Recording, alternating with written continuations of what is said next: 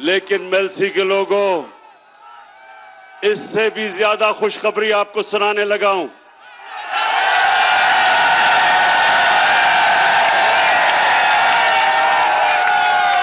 हमने फैसला किया है कि हम नेशनल असेंबली में साउथ पंजाब की कॉन्स्टिट्यूशनल अमेंडमेंट रख देंगे कि साउथ पंजाब का सूबा बनना चाहिए।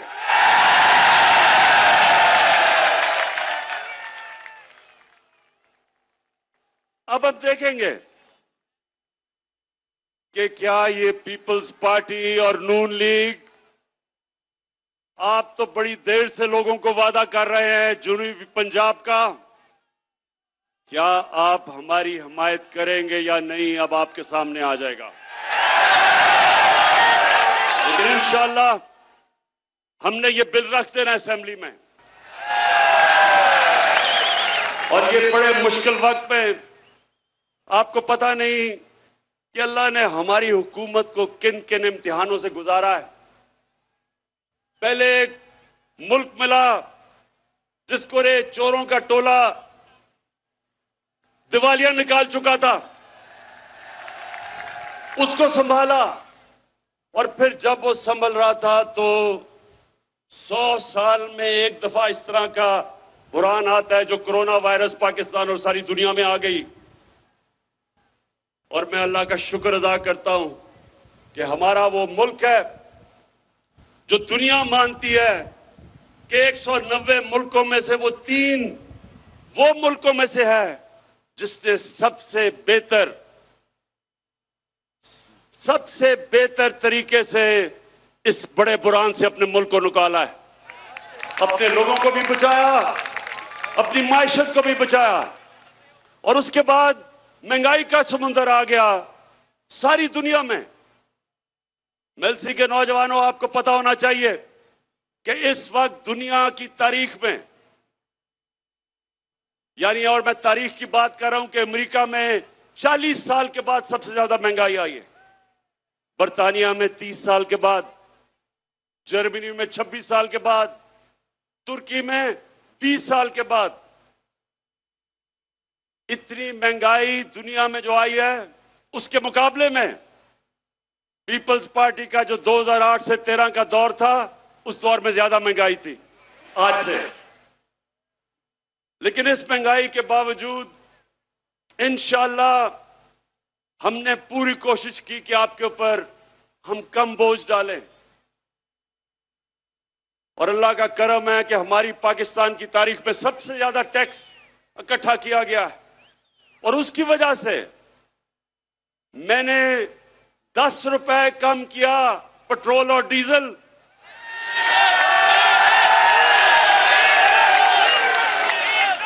और 5 रुपए यूनिट बिजली कम की।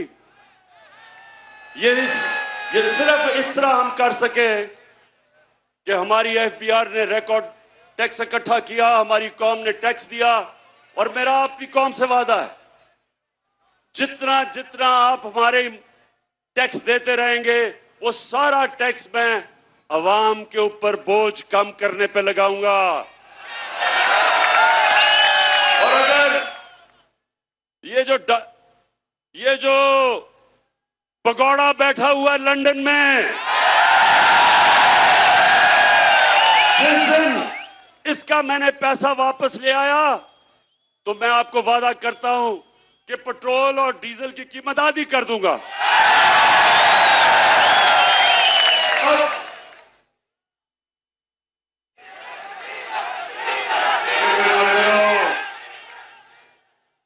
अभी फजलू डीजल पे भी मैं आ रहा हूं।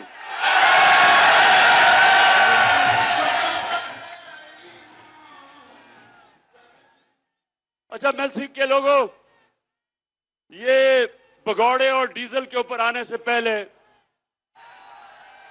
मैं सिर्फ आपको, नौजवानों, आपके लिए एक बात करना चाहता हूं। मेरे माँ बाप एक गुलाम हिंदुस्तान में पैदा हुए थे, मैं पहला था। हम वो बच्चे थे जो आजाद पाकिस्तान में पैदा हुए थे। और मेरी हमेशा माँ बाप ने भी मुझे याद दिलाया और हमेशा मेरे ज़हन में था कि कभी हमने पाकिस्तान को कभी किसी की गुलामी नहीं करने देना। ये लोग कौन है जो अदम इत्तेमाद की तहरीक चला रहे हैं?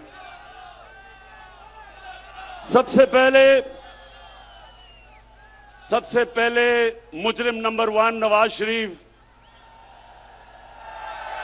झूठ बोल के सुप्रीम कोर्ट ने उसको सजा दी, बॉलीवुड की एक्टिंग की, रो धो के कि जी मैं तबाह हो गया, मरने वाला हूं, मिन्नतें करके बाहर चला गया। मैं ये सोचता हूं नून लीग वालों अगर सुन रहे हो तो मेरी बात जरा, मैं चाहता हूं इस बात पे थोड़ा सा गौर करो कि कभी गीदड़ भी लीडर बन सकता है? कभी दुनिया में सुना है कि वो लीडर हो जो खुद दुम आके भाग जाए और दूसरी तरफ भागा है? पहली दफा जनरल मुशर्रफ के दौर में तो आसिफ जरदारी ने तब कहा था, आसिफ जरदारी जब आप इकट्ठे होंगे तो जरा याद कराना शरीफों को और नून लीग को कि क्या आपने ये नहीं कहा था कि अटक जेल में टिश्यू के डब्बे खत्म हो गए नवाज शरीफ के आंसू पहुंचते पहुंचते, तो वहां रोना धो के वहां से भागा, झूठ बोल के गया कि मैंने कोई मुआहिदा नहीं किया। फिर वो सऊदी शहजादा आया और उसने मुआहिदा दिखा दिया, फिर कहता नहीं जी वो असल में 5 साल का था, 10 साल का नहीं। अब फिर बाहर चला गया है। अब नून लीग, मैं जरा अपनी, क्योंकि नून लीग में बड़े अच्छे अच्छे लोग भी हैं, तो मैं जरा नून लीग वालों से ये भी पूछना चाहता हूं, अपने जरा बच्चों को कहें जरा गूगल करें अपने मोबाइल पे, कोई इसकी दुनिया में मिसाल मिलती है कि एक मुल्क का 3 दफा वजीर आजम,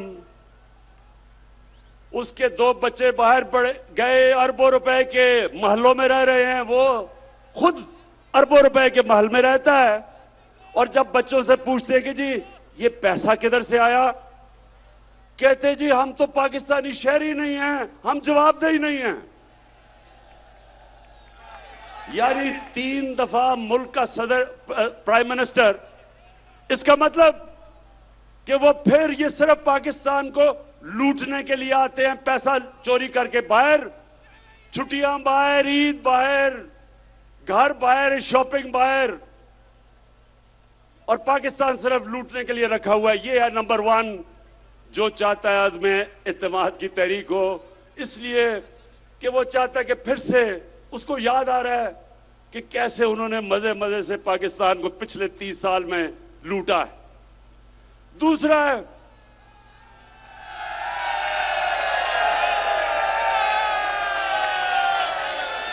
है शहबाज शरीफ। अब ये शहबाज शरीफ कौन है? अगर आपने शहबाज शरीफ का पता चलवाना है तो कहीं से मकसूद चपड़ासी को पकड़ के ले आए। वो बेचारा मकसूद चपड़ासी, एक दिन उसे पता चला कि उसके बैंक के अंदर 375 करोड़ रुपया आ गया। ये इसी तरह ही था कि हुदैबा पेपर मिल में लंदन में काजी फैमिली बैठी थी आज से 20-25 साल पहले, क्योंकि इन्होंने तो पुरानी चोरी शुरू की हुई है ना, तो उनको पता चला कि उनके बैंकों में लाखों पाउंड आ गए। वो बेचारे हैरान किधर से आए हैं, पता चला यहां से चोरी का पैसा पहले उधर भेजा और उधर से रेमिटेंस दिखा के पैसा पाकिस्तान ले आए। तो शहबाज शरीफ, अच्छा अब इसका मैं आपको एक बताऊं, इन दोनों ने ये हर कोई मैच खेलता है ना, तो इन्होंने एक मैच की एक टेक्निक निकाली हुई है। वो भगौड़ा जो उधर बैठा है, वो और उसकी बेटी, वो फौज को बुरा भला कहते हैं, और शहबाज शरीफ जो भी उसको बूट नजर आता है पॉलिश करना शुरू कर देता है। लेकिन शहबाज शरीफ, ये वो जमाना बदल गया है, ये वो जनरल जिलानी का जमाना नहीं जब उसके घर पे सरिया लगाते लगाते अब वजीर आला बना और फिर अरबोपति बन गए। जमाना बदल चुका है। आपको शहबाज शरीफ जो मर्जी आप कर लें, आपको जवाब देना पड़ेगा कि 16 अरब 1600 करोड़ रुपया आपके नौकरों के अकाउंट में कैसे आया। मैं फिर से नून लिख के पूछता हूं कि आप भी ये पूछे तो सही इससे कि 1600 करोड़ रुपया नौकरों के अकाउंट में किधर से आ गया। अगर हलाल का पैसा था तो अपने अकाउंट में लेते, क्योंकि आपने चोरी का पैसा था तो नौकरों के अकाउंट में। बेटे को भी इसने बाहर भिजवा दिया है, मकसूद चपड़ासी को भी बाहर भिजवा दिया है, अपने दामाद को भी बाहर भिजवा दिया है। भाई यहां तो अदालतें आजाद हैं, क्यों बाहर भिजवाया हुआ इनको। तो ये है दूसरा जो डरा हुआ है कि इसका केस आने लगा है और अगर केस आ गया तो इसने जेल में होना है, इसलिए ये भी जल्दी जल्दी अदम एतमाद की तहरीक में। और तीसरा है नहीं बीमारी जरदारी। जरदारी का कमाल यह है कि जब बेनजीर इक्तदार में आई तो आते साथ ही एक साल ही नहीं लगा, सारी दुनिया में धूम मच गई मिस्टर 10% कि हर चीज के ऊपर 10% पैसे खींच लेता था। ये वो आदमी था जो बेम्बीना सिनेमा के टिकट ब्लैक करता था। उसके बाद जो इसने पैसा बनाना शुरू किया, इसके और नवाज शरीफ के ऊपर बाहर के अखबारों के अंदर मजमून आए, किताबों के अंदर इनका जिक्र आया, इनकी चोरी का। बीबीसी के ऊपर फिल्में बनी इनकी चोरी पे।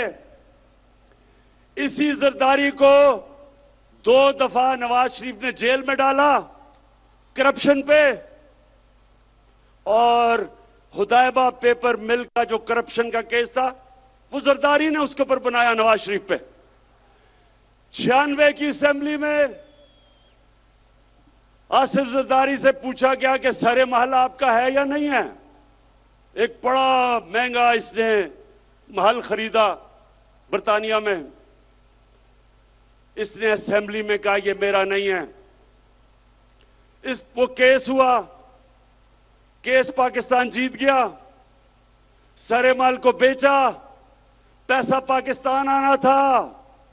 इतने में मुशर्रफ ने इसको एनआरओ दे दिया, पैसा भी हजम कर गया वो। ये फिर $60 मिलियन यानी $6 करोड़ पड़ा था स्विट्जरलैंड में।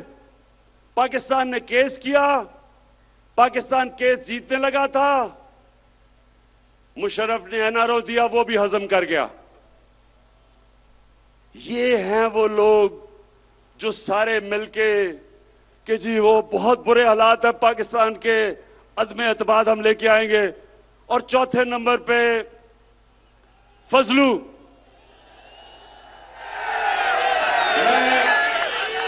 मैं इसको कभी मौलाना नहीं कहूंगा, क्योंकि मौलाना, हम अदब से मौलाना को कहते हैं। मौलाना पढ़े लिखे दीनी लोग होते हैं, हम उनकी इज्जत करते हैं।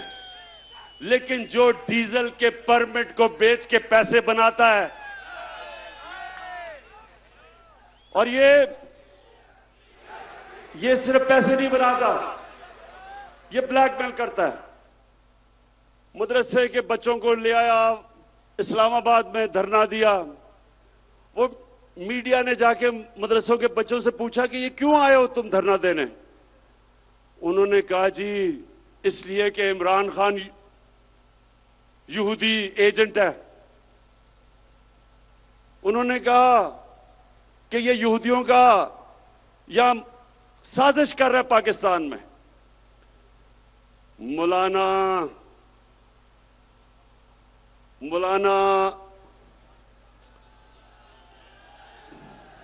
नहीं, डीजल नहीं मैं कह सकता इसको। फजलू, मुझे ये बताओ कि तुम्हारे और ये जो तुम्हारा डाकुओं का टोला है, इसके होते हुए यहूदियों को साजिश करने की जरूरत क्यों है पाकिस्तान में? पिछले 10 सालों में 4 गुना, 2008 से 18 तक 4 गुना पाकिस्तान का कर्जा बढ़ा है। 4 गुना। 6,000 अरब रुपए से 2008 में 60 साल में पाकिस्तान का कर्जा 6,000 अरब था, इन्होंने 10 सालों में पहुंचा दिया 30,000 अरब। तो मैं इनसे पूछता हूं कि जब आपने मुल्क को मकरूज कर दिया, जो भी हम टैक्स में इकट्ठा करते हैं आधा चला जाता है आपके लिए हुए कर्जों की किस्तों पे।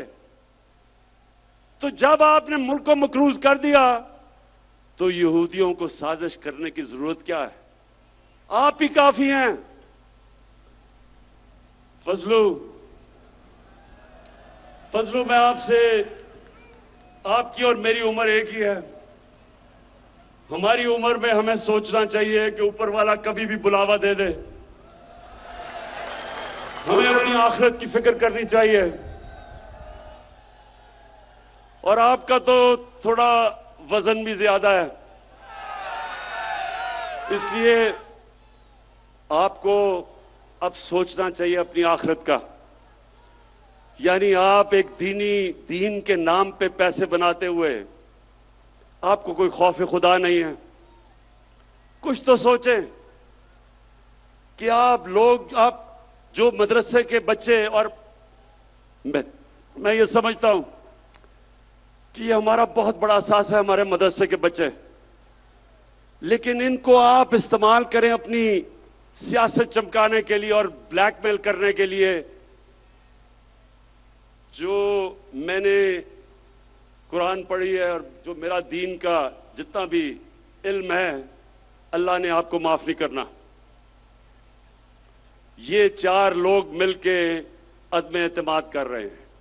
और आज मैं अब अपनी आखिर में सारी कौम से पूछना चाहता हूं कि देखें, एक कुरान की आयत है, अमर बिल मारूफ व नही अनिल मुनकर। इसका मतलब है, नौजवानों ये सुन लो, कोई भी दुनिया में मुहज्जब माशरा नहीं बन सकता जब तक इस कुरान की आयत पे नहीं चलता। अल्लाह कहता है कि तुम अच्छाई के साथ खड़े हो, अच्छाई के लिए जिहाद करो और बुराई के खिलाफ जिहाद करो। इसके ऊपर अच्छे और बुरे की तमीज जब एक माशरा रखता है, उसकी अखलाकियात ऊपर चली जाती है, वो माशरे ऊपर जाते हैं। और जिन माशरों के अंदर कानून की बालादस्ती होती है, कानून की बालादस्ती और हुक्मरानी का मतलब कि कमजोर और ताकतवर का एक ही कानून, जिसके लिए हमारे नबी सल्लल्लाहु अलैहि वसल्लम ने कहा था कि तुम्हारे से पहले बड़ी कौमें तबाह हुई जो ताकतवर चोर को सजा नहीं देते थे और बेचारे कमजोर चोर को जेल में डालते थे। कौम तबाह हो गई है तुम्हारे से पहले कई। अब ये जो चोरों का टोला है, ये सारे जो आपकी कौम को नुकसान पहुंचा रहे हैं, 35 साल से ये नुकसान पहुंचा रहे हैं। मैं 1990 की बात करता हूं। मैं जब क्रिकेट खेलता था, हिंदुस्तान से जब मैं पाकिस्तान आता था, तो लगता था एक गरीब तरीन मुल्क से एक अमीर तरीन मुल्क में पहुंच गया हूं। हम उनसे आगे थे, हम सारे बर्रे सगीर में सबसे आगे थे। जब ये चोरों का टोला इस मुल्क के ऊपर मसल्लत हुआ, हम सबसे पीछे रह गए। ये अमीर तरीन हो गए हैं, कौम मकरूज और गरीब हो गई है। ये समझ जाए मेरे मेलसी के नौजवानों, ये आप समझ जाए, जब तक एक कौम अच्छे बुरे की तमीज नहीं करती, कौम ऊपर नहीं जा सकती। मदीना की रियासत में हमारे नबी सल्लल्लाहु अलैहि वसल्लम ने इखलाकियात के ऊपर अपनी रियासत की बुनियाद रखी थी और इंसाफ पे, उस पे वो दुनिया की अजीम कौम बने थे। जब इस तरह के चोर मिलके सिर्फ एक ही काम है कि बारियां लेते रहें, खाते रहें, जो इनको इत्तेसाब इनका करने लगे तो उसके साथ सब मिलके उसको गिराने की कोशिश करें। तो ये लोग, मैं अपने मीडिया से कहता हूं कि आप, मीडिया एक वॉच डॉग होता है, मीडिया का काम होता है लोगों को अच्छे बुरे की तमीज दें। आज मगरबी मीडिया कभी भी किसी के ऊपर चोरी का इल्जाम हो वो तकरीर नहीं कर सकता, वो मीडिया के सामने नहीं जाता। अगर कोई पकड़ा जाए करप्शन में, माशरे में उसकी सोशल बॉयकॉट हो जाती है, कोई उसके करीब नहीं जाता। तो मीडिया आपकी भी जिम्मेदारी है, आपके बच्चे हैं। मैं जो लोग आज मीडिया में इनकी हिमायत कर रहे हैं इन डाकुओं की, मैं आपसे ये सवाल पूछता हूं कि क्या आप चाहेंगे कि आपके बच्चे फजलुर रहमान फजलू डीजल हो जाएं, या आप चाहेंगे कि मकसूद चपड़ासी वाला शोभा शरीफ आपका बेटा बन जाए, या आप चाहेंगे कि भगोड़ा नवाज शरीफ बन जाए, और या आप चाहेंगे कि आपका बेटा जरदारी की तरह बन जाए? कोई नहीं चाहेगा। तो फिर आप क्यों इस मुल्क में अच्छाई के साथ नहीं खड़े होते? 30 साल से आप देख रहे हैं कि मुल्क से क्या कर रहे हैं।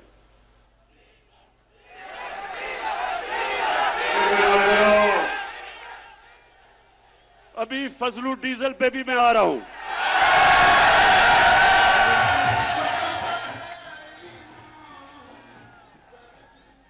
अच्छा, मेलसी के लोगों, ये भगौड़े और डीजल के ऊपर आने से पहले मैं सिर्फ आपको, नौजवानों, आपके लिए एक बात करना चाहता हूं। मेरे मां बाप एक गुलाम हिंदुस्तान में पैदा हुए थे, मैं पहला था। हम वो बच्चे थे जो आजाद पाकिस्तान में पैदा हुए थे। और मेरी हमेशा मां बाप ने भी मुझे याद दिलाया, और हमेशा मेरे ज़हन में था कि कभी हमने पाकिस्तान को कभी किसी की गुलामी नहीं करने देना। और मेरे मेलसी के लोगों और जो पाकिस्तान के लोग टीवी पे ये देख रहे हैं, ये सुन लो, ना आज तक इमरान खान किसी के सामने झुका है, और इंशाअल्लाह जब तक मेरे में खून है, मैं अपनी कौम को किसी के सामने झुकने नहीं दूंगा। अभी ये जरा सुने, यूरोपियन यूनियन के एम्बेसडर ने खत लिखा पाकिस्तान को कि आप रूस के खिलाफ उसके मुखालिफ स्टेटमेंट दें, उसके खिलाफ वोट दें।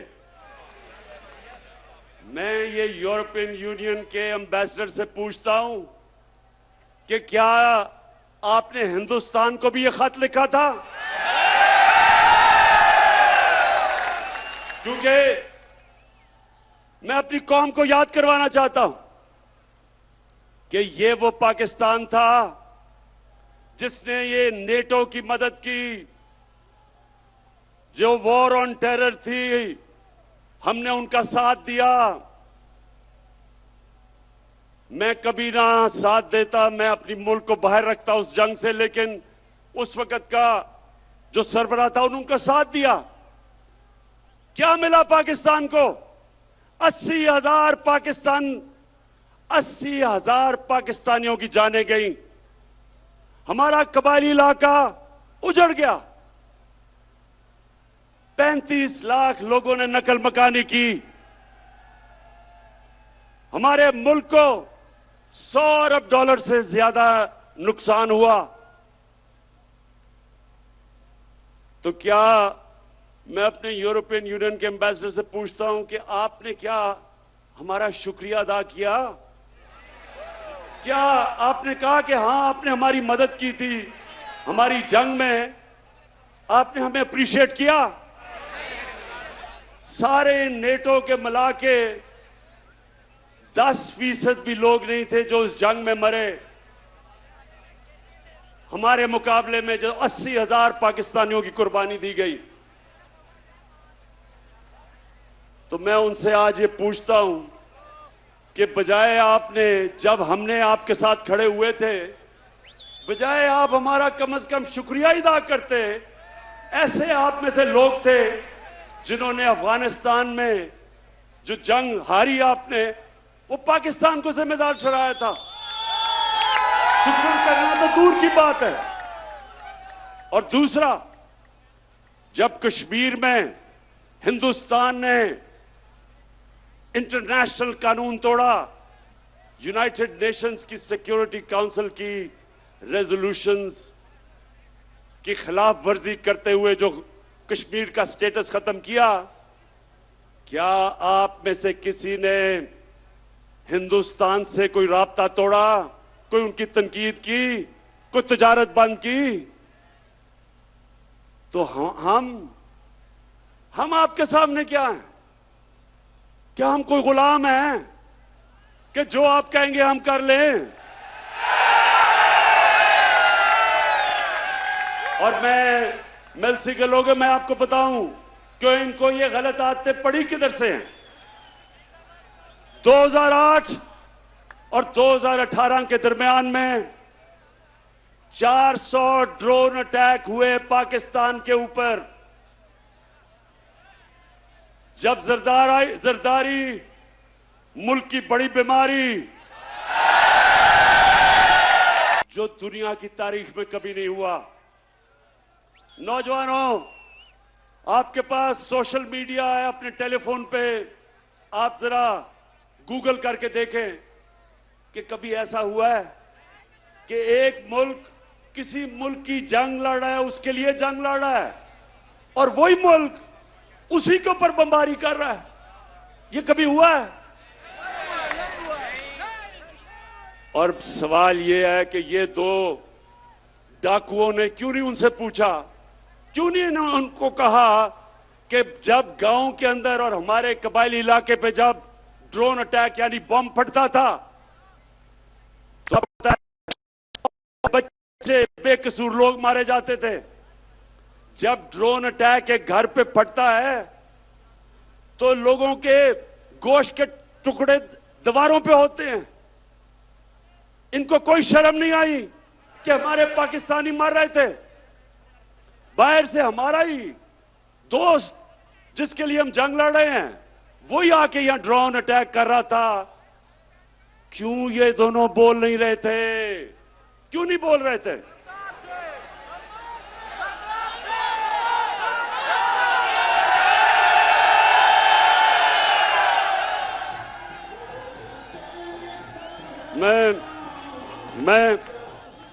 मैं आपको बताता हूं कि ये दो डाकू क्यों नहीं बोल रहे थे, क्योंकि इनके चोरी इस मुल्क से जो पैसा लूट के इन्होंने बाहर के मुल्कों में और बैंकों में और बड़े बड़े महल्लात लिए हुए थे, इनको डर था कि जिस दिन ये कहेंगे कि सर ये क्या कर रहे हैं आप, ये ना करें, वो इनकी प्रॉपर्टी जब्त कर लेंगे।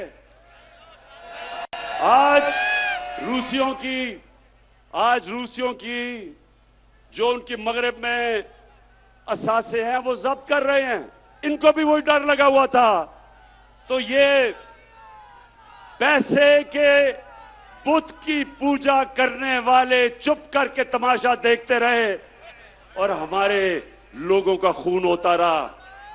बेकसूर लोग बेचारे कबायली इलाके में उनके बच्चे मरे, और वो जिसके खानदान में लोग मरते थे वो हमारे खिलाफ हमले करते थे, बदला हमारे पे लेते थे, क्योंकि उनको पता था कि हमारी इजाजत से ये ड्रोन अटैक्स अपने मुल्क पे हो रहे हैं।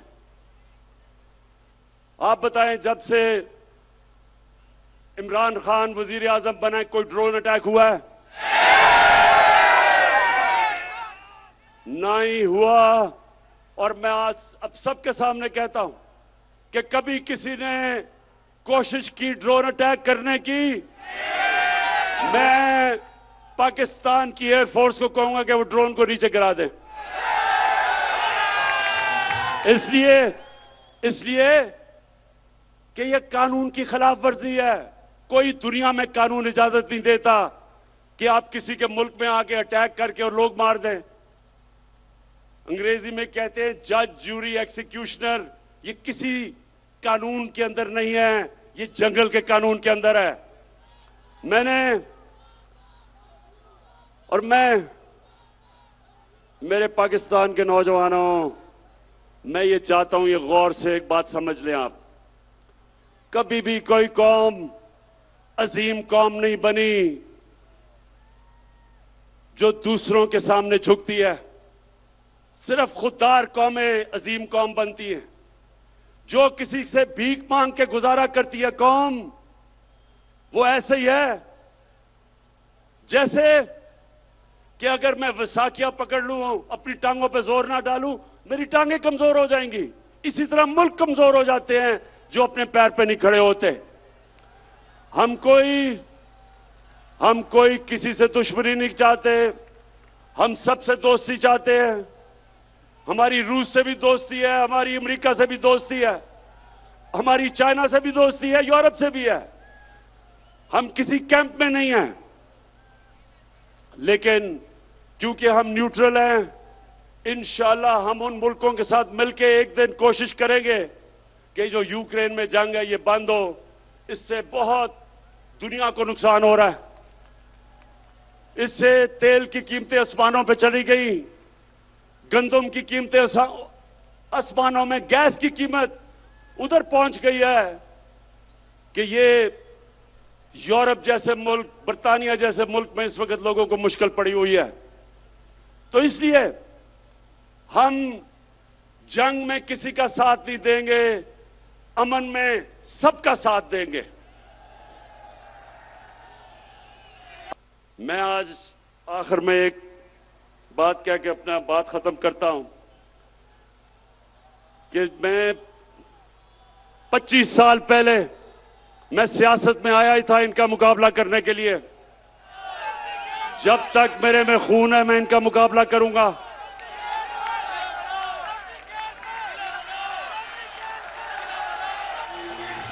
मेरी पूरी तैयारी है कि जो भी ये करेंगे मैं उसके लिए तैयार हूं। लेकिन मैं इनसे आखिर में आखिरी बात ये कह के छोड़ता हूं कि ये जो चोरों का टोला है, ये डाकुओं का जो गुलदस्ता है, क्या आप तैयार हैं जब इंशाल्लाह आपकी अदम इत्तेमाद की तहरीक फेल होगी तो आप तैयार हैं जो मैं आपसे करूंगा?